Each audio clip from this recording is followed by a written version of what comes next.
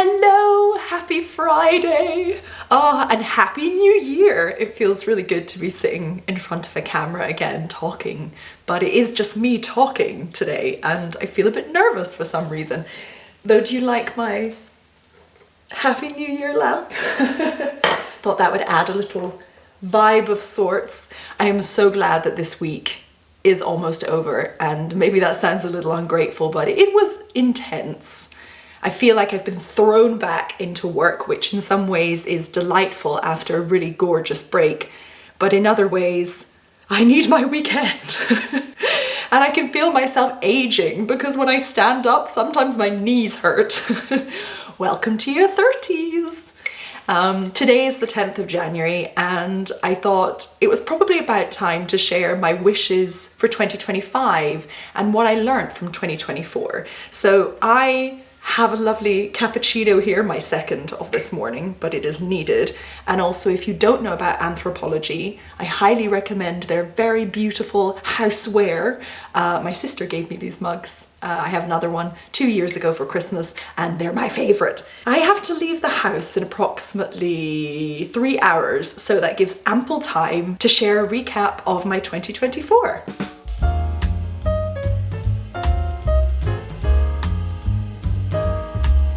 2024 was all about saying yes.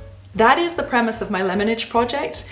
Instead of allowing fear and control to get in the way, I chose to relinquish control where it's impossible for me to change anything, bend more with life's ups and downs, and start saying yes to things.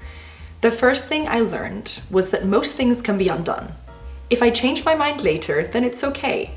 But most of the time, once I've said yes, I'm buckled up, riding along quite happily, and even allow myself to get excited. In January 2024, I said yes to putting my name in for a work opportunity in Taiwan. I remember I was shaking and my heart was beating fast, and I thought, can I do this? I don't know, but I'm just gonna say yes anyway. And wasn't that an experience? In February, I took the plunge and sold my flat in Scotland after dithering for years about doing so. In March, I flew to Taiwan, and oh my goodness, it was out of this world. In April, I packed up my bags and Florin and I moved in together. In May, I tried pump foiling. In June, I said yes to turning 30 with positivity, not negativity. And in July, we flew to Canada for 2 weeks. Every month of last year was a source of something new, a burst of colour on what felt like my greying existence. But have I fulfilled my wishes for 2024? So much of what I wished for myself in 2024 was more of an ongoing promise than something totally tangible. And so it's very easy to get to the end of 2024 and think, I haven't completed this thing, or I haven't rounded this particular wish off with a goal.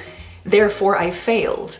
But I'm trying to change my perspective. So if you'll forgive me with my aging brain, I will just read out my wishes for 2024. I wish that I could love more openly and gently without putting up a wall or fear that I might be hurt.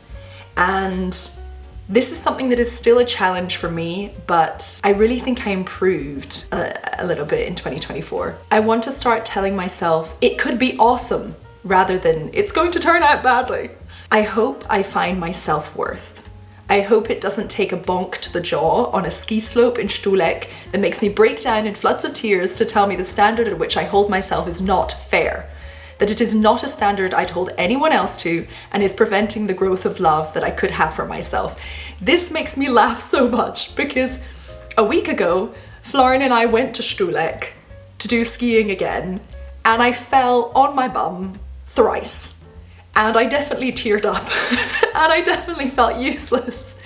But what is also so incredible is that yes, I'm still holding myself to a high standard, but I'm much more capable of laughing about it. Whereas a year earlier, I would have felt awful about it. And now it's just a part of my personality and it's an ongoing process.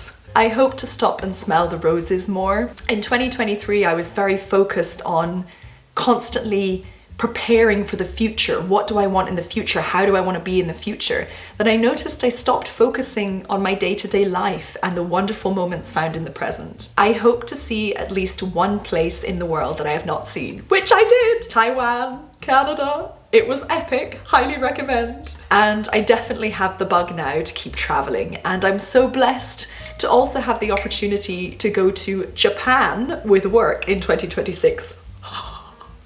So excited, so excited. It's hard to say whether my wishes were actually fulfilled for 2024 because, as I said before, they're more an ongoing process, but I can safely say that they never left my brain for the whole year. It's so easy to make a resolution in January and then by March it's kind of in the background and you've forgotten, but these were part of my improvement throughout the whole of 2024. And even though I still struggle with self-worth and positivity and opening up, I can safely say that I've improved a lot in those areas, and that's exactly where I'd want to be actually. And I know that my brain and body feel so much more soothed these days. My anxiety is less because I actually allow myself to feel what I feel and I don't judge myself for it.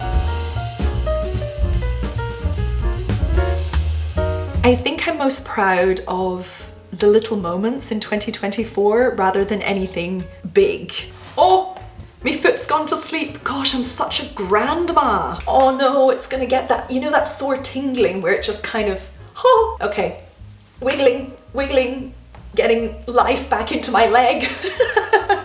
I'm just proud of all those little moments where instead of putting my wall up and sulking and pushing away when I felt hurt, I actually shared how I felt. And although the response that I got wasn't always the response that I wanted, I also learned to accept that. My relationships have become so much richer because of that, and vulnerability is really the key to connection. Oh yeah, I was also just a little bit proud of continuing to say yes and why not to something, even though my brain was going, no, not safe.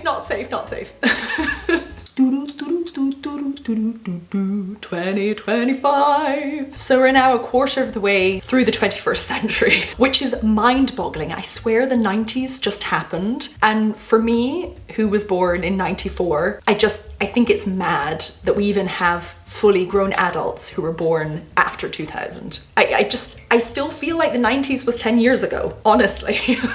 So my wishes for 2025. Ooh.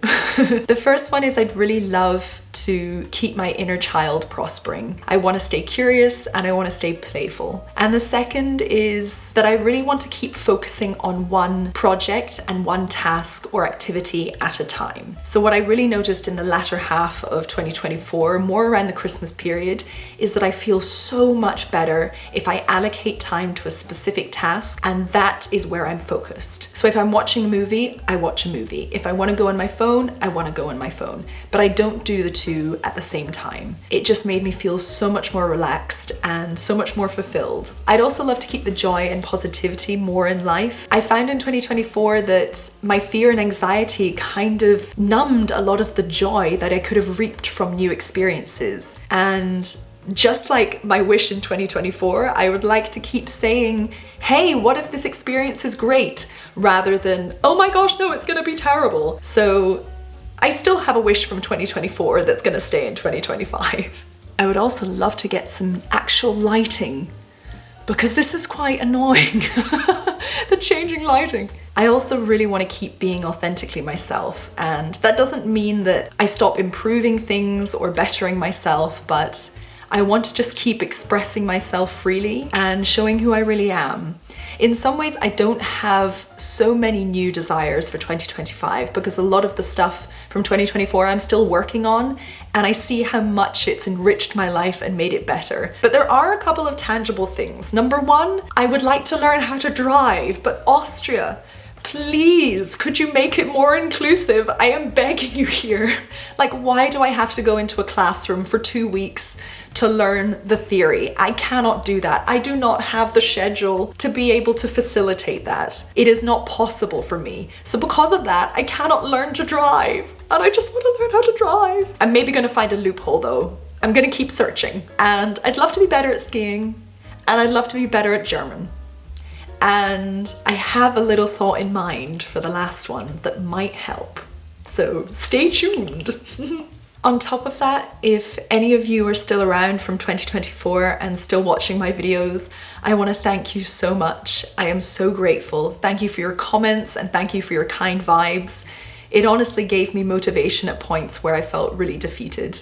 Thank you for that. So from me, in my little world in Vienna, Austria, I wish you the best 2025 that the world can bring you, and I hope all your wishes are fulfilled. I think it might be a good one, actually. Thank you so much for watching The Lemonage. See you soon.